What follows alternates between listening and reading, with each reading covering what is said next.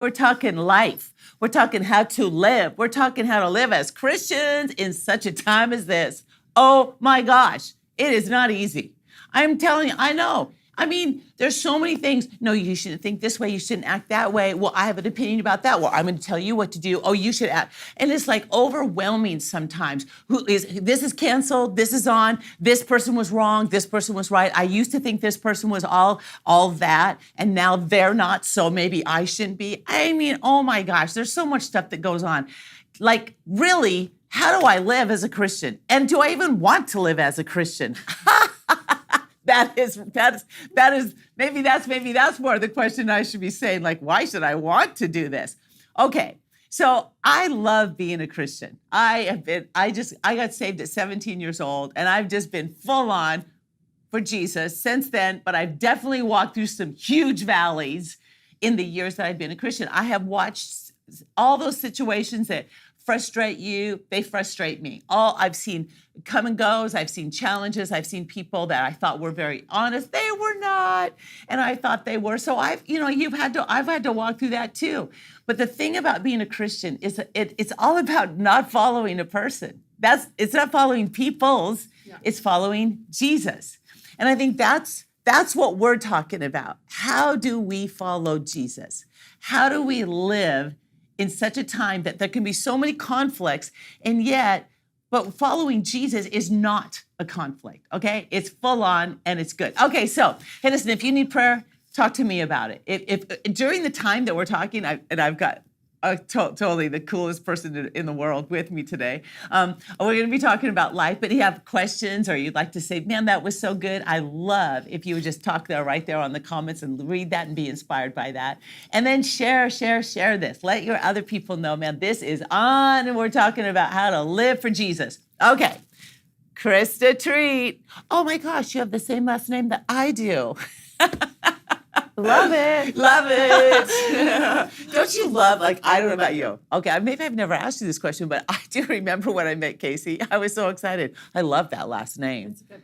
It's a good one. Especially during Halloween. Yeah.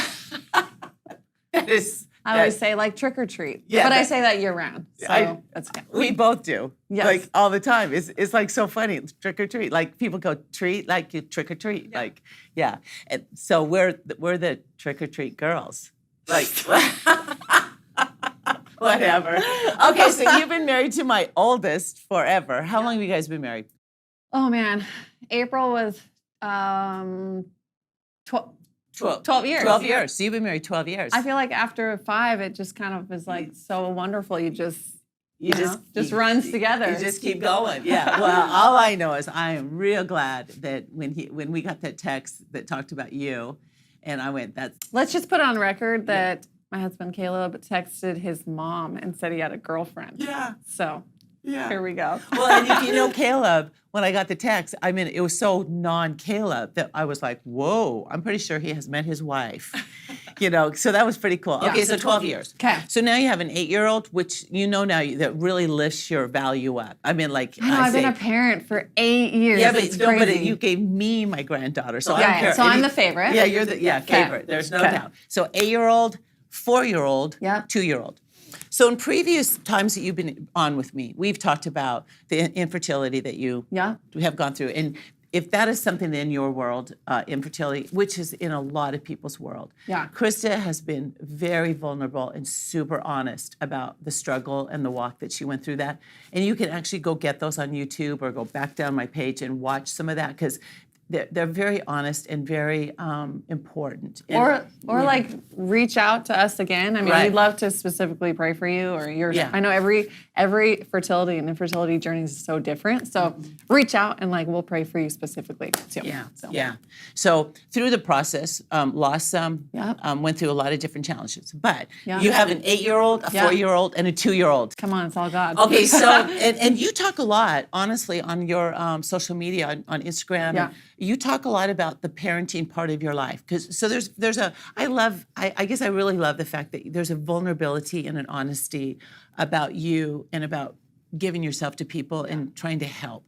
Not that you think that you're, Yeah. I mean, you're very honest. So when Yeah. when I say trying to help, you don't try to I know all the answers. Well, like I just feel like specifically Instagram, and I know a lot of people have touched on this, but Instagram is like people's highlight reel.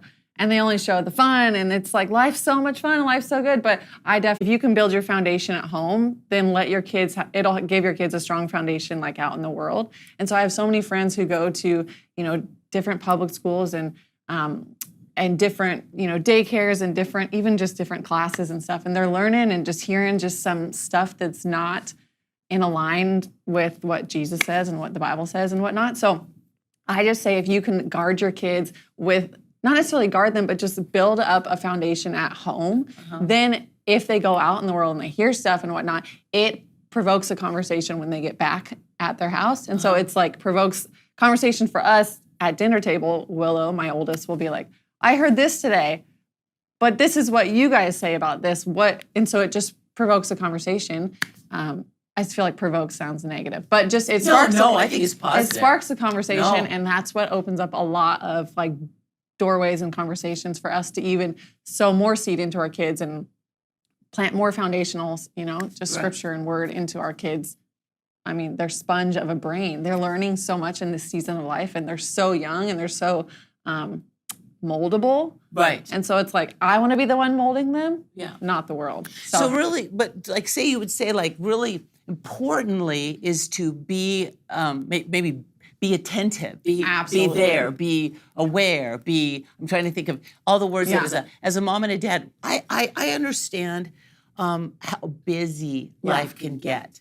And your life is very full. Yeah. So, because you do a wonderful Arbonne, you're a flight attendant, you work at the church, you come to every service that we have all the time. So, which means all the kids come and they're very involved with church. Yeah. Okay, so you're busy. Right now, I feel like people are busy. Yeah. How do you deal with, I'm busy and I also am there? Well, so busy sometimes is a funny word to me because anyone can be busy, but it's like, are you being productive busy? Are you, you can be busy grocery shopping and cleaning your house, and that's all great and productive. But to me, I'd rather be busy with, my house, I like it when it's clean, but I can leave with some stuff on the floor with kids because I'd rather go to church than stay home and go grocery shop and clean my house. So like I find ways to be busy, but like, what's the word? But do more than one thing. Correct. And choose the right thing. And have it be like a solid, like a Jesus thing. It's not the word I was looking for, but I would rather do something that involves the word and God and church and building relationships than, stay home to do laundry. Right. Laundry can wait. Right. But relationships, sometimes you'll miss, sometimes you might have a God-appointed conversation with someone that you were like, in your head you're thinking, I have a dirty house, I need to do laundry and stuff, but like, no, that person needed you at that time and at that moment, but because you just were able to prioritize and put things sometimes on the back burner, that's fine. Right. I'm not saying I have a messy house, but I would rather go to church on Sunday, all services, than race home to clean my house. Right. Do you know and what I mean? I do think though that one of the things that I've observed and what you also do is that you multitask, but you also use all avenues that are available now to help you be better. So, you can get something delivered. You'll get something delivered instead of Instacart. Right. So you do things like that are very creative of using your time effectively. Yeah.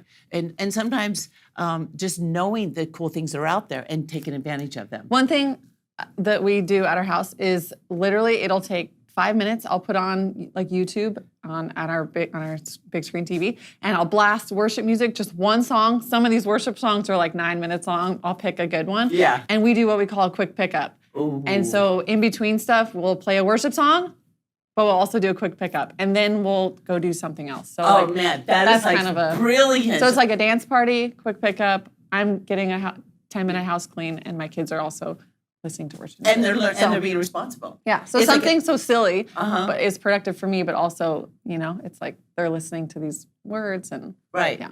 Right. Okay, now listen. You have a question for us?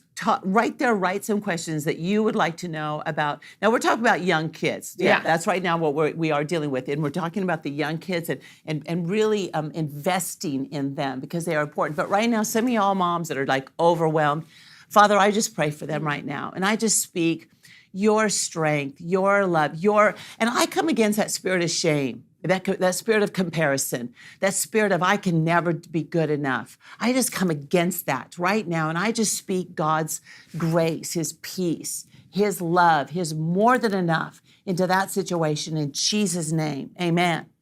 I'm just going to tell you, come on, you young mamas. I'm saying you've got to set shame aside. And listen, all of us make mistakes. All of us have made vast mistakes. We choose wrong, we act wrong. We got mad at our kids when we shouldn't have. We had a relationship that we shouldn't have had. I mean, all of us could go down pathways of shame if you want to, or you can lay that at the cross of Jesus and say, Father, thank you for forgiving me. I'm embarrassed about it. I can't believe I did that. All those words, put that at the cross of Jesus and then get up from that place and walk in his grace and love and mercy because our kids need us not to parent in shame. Totally. And not to parent if I'm never going to be good enough because it's like a cowering thing that the devil does against us as mothers. We cower instead of have a real sweet confidence. And that is something, Krista, I mean, you have a sweet confidence, but you also have, I love how you trade. Like, you trade things when one of the kids is acting really, rambunctious or having behavior. Wild. I have a wild kid. Yeah. You've got, they have behavior that you're like, are you kidding me? Talk about how you trade, how you deal with, how you do that. Yeah, I just feel like kids are so, they just, in an instant, they can think about a different thought or, their emotion gets to a rage in the drop of a hat, at the drop of a hat, Right. So for me, I've always just grown up with having like a different option. So if I'm freaking out or if my kids are freaking out about something, they're arguing about something, I just give them two completely different options. And it has nothing to do with the argument or anything, but what it does is it sort of resets their brain and lets them focus on giving them the power and then the opportunity to choose option A or option B. Even though they're freaking out, they do, most of the time, my kids will stop crying or the situation and that's what I'll do. I'll flip it and I'll turn it into something else, but I'll give them the power. Sometimes I feel like kids want to make their own decisions versus just having a parent say, you can or can't do this. And so by me I have the power because I know what I'm doing, but I'm giving them the power to choose option A or option B, and it has nothing to do with their temper tantrum or their meltdown or whatnot. And that's what works for me. Right. No, but I've watched it work. Yeah. I've watched them in the midst of the emotion. You walk in and you actually kind of keep a very up spirit. And I know that you've been frustrated. Yeah. I mean, Parenting's I get hard. that. Parenting's hard. Yeah. But I also recognize keeping that this is not going to break the bank moment. Yeah. And I think in parenting, sometimes we see our kids' behavior. Well, it's not going to break the bank. Yeah. They got some behavior. But I mean, sometimes you almost have to kind of remind yourself, okay, I can deal with this. I can deal with this. Sometimes you need to almost have a little chuckle. Sometimes it's like realizing, are you kidding me? As if I can't tell. I've been in there. And the other thing, if you're just frustrated with your kids, just come to both services and you can check your kids in both church classes. Yes. That's what I sometimes tell my friends. They're like, I'm so frustrated with my kids. I'm like, great. Well, we have service at 10 and 11:30 and you can check your kids in both services. Both services. Yeah. And I've always actually been amazed that parents don't do that more. Oh my God. Come to one, serve one. I'm always like, why don't more families do that? Yeah. Because then you also, and one of the things that I think that kids from the youngest of age, what a great way of training them to actually serve. Absolutely. That they start volunteering one and being a part of one. Yeah. So that they learn this. I mean, we do not want to create just selfish people, that it's all about me. And yet we have created a whole generation of people that a lot about life right now is all about them. And in siblings, I think that's one of the great things of teaching. I know as grandma, the kids, I'll buy different gifts at different times. And I know some people want everything to be equal. Yeah. And I determined from the beginning, no, I will not, I don't buy them I know, I love equal. that you do that. Because I don't want them, like if I give one to Willow, who's the 8-year-old, I want Nora and Levi, who Levi too, he doesn't really get it yet. Yeah. But I want them to applaud that they got something. And then later, if Nora, the 4-year-old, gets something, that Willow applauds instead of going, well, I want that too. But they usually say that first. Yeah. Where's mine? Yeah. But that's okay because they're kids. They're supposed to be selfish. They're supposed to think that way.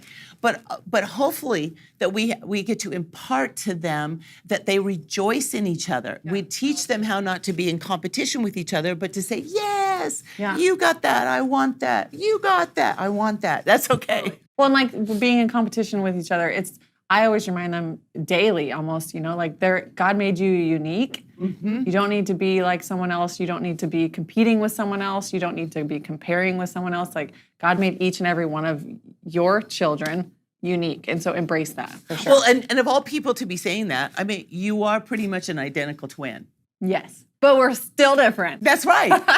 But but don't you feel like some of that reality that you are different and yet you look identical? Yeah. I mean, you're not, I can tell you apart. Yeah. But you are identical. That's what you would be called. Yeah. And so, but you know how different you are. Absolutely. Have you ever struggled with that?